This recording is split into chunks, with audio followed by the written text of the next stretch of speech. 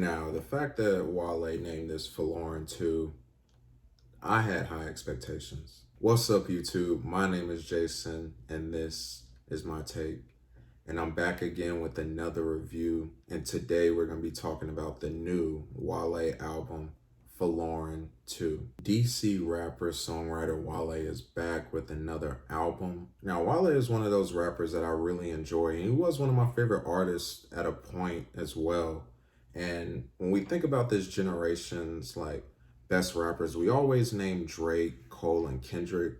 But I feel like Wale is one of those guys that should be in that conversation as well, especially when it came to, his come up in the game.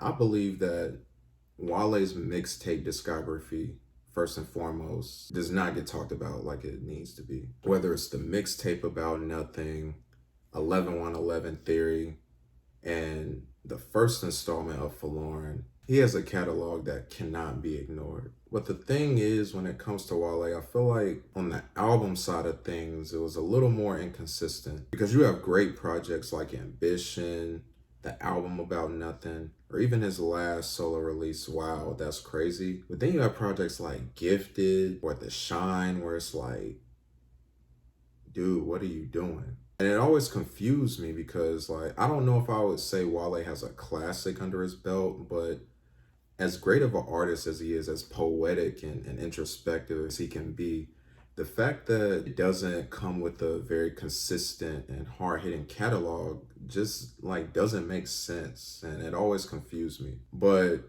coming off the last project, as I mentioned, Wow, That's Crazy, I was excited to see what Wale was going to come with next. And the fact that this is called Folarin 2, coming off arguably his best mixtape, I had high expectations. And I gotta say, Wale delivered on this project without question. And it was just refreshing to hear. Because on this project, this 15-track project, Wale sounds arguably his most comfortable. The Wale that I love is the one that's very poetic, that dives deep into things like love. And when the way he expresses himself and his feelings is just really smooth and like I said, poetic. And this project had a lot more soulful and R&B type hip hop on it. And that's where Wale is one of the best. Man, there were a lot of highlights on this record.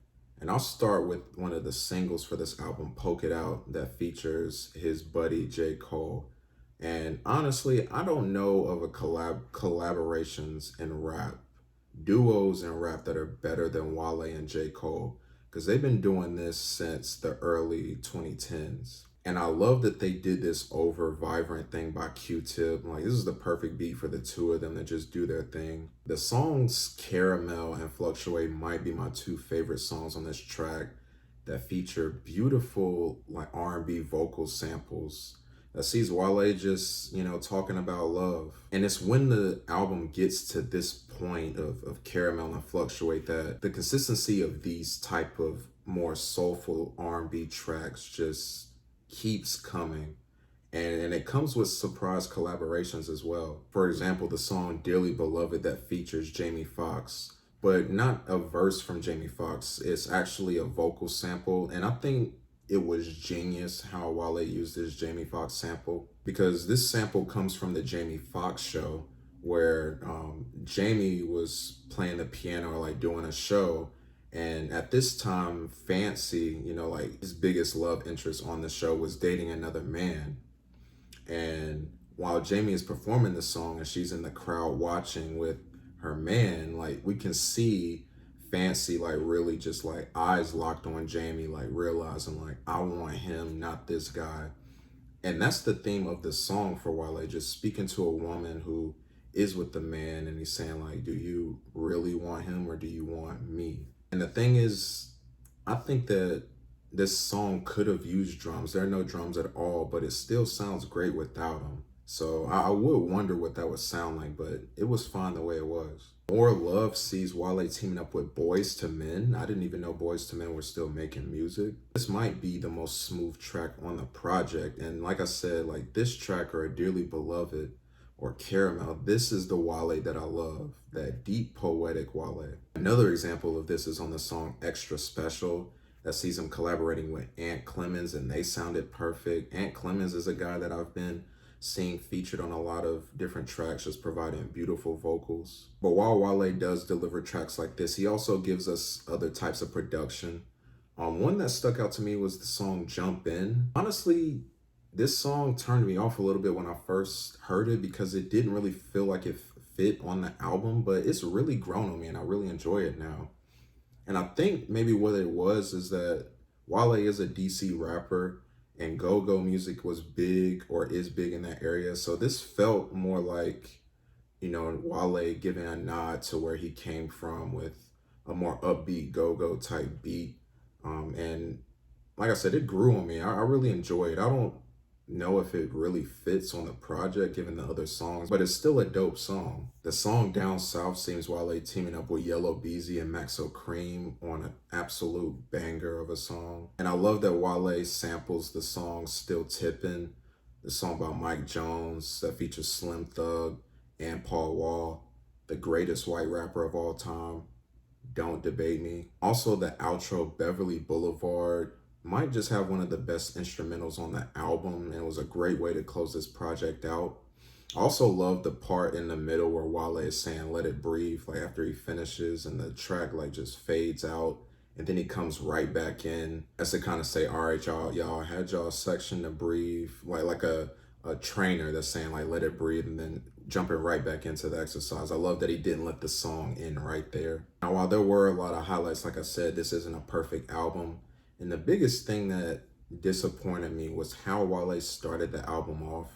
Because before we get to Poke It Out with J. Cole, we open up with New Balances and Name Ring Bell. And honestly, these were very underwhelming tracks. And, I love when an album just kicks off with a bang. It felt like it was a little slow before we, really kicked the album off. The song Light Years that features Rick Ross was a song I wish I liked more.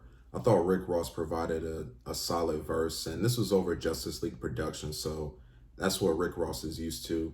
But Wale was underwhelming on this song, and the hook that he provided on here was really weak and, felt bare. Like his singing wasn't the best. I also wish that I liked the song Angles that featured Chris Brown because I don't know, like this track just felt like your typical rap song where you're like, let's throw Chris Brown on the hook and sing it. Like, it's on so many albums. Like this song just felt like just a typical like mainstream song that has Chris Brown on the hook. Like it didn't really do much and didn't really add to the project in my opinion. But all in all, man, this was refreshing to hear. Like Wale is just one of those guys that I'm always rooting for because I know what he has and what he can do. And on this project, he sounded his most comfortable and just got back to what we know him for.